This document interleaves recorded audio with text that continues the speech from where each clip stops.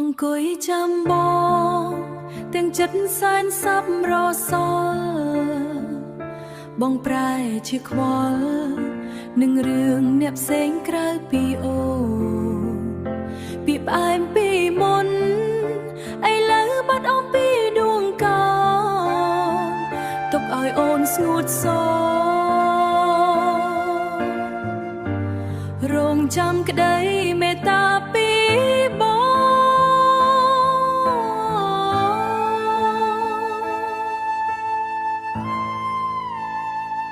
អូនដឹងគ្រប់យ៉ាង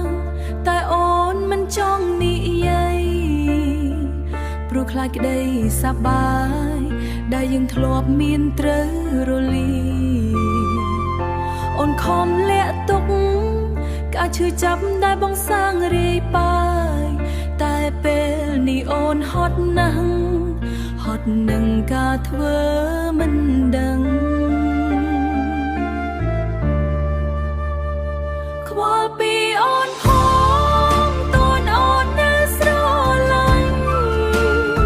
កុំទុកឲ្យវាយូរពេលរហូតបាត់បង់សង្ឃឹមបេះដូងអូនឈឺណាស់ត្រូវការបងជួយថែបំពឹមកុំឲ្យវាអស់ដំឡៃតើបងមកចាប់ផ្ដើមខ្វល់មនុស្សយើងម្នាក់សុទ្ធតែមានដែនកំណត់កុំឲ្យអូនហត់រហូតដល់ត្រូវដើរចេញ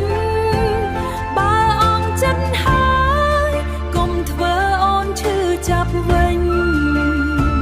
សូមបងជួយបំពេញ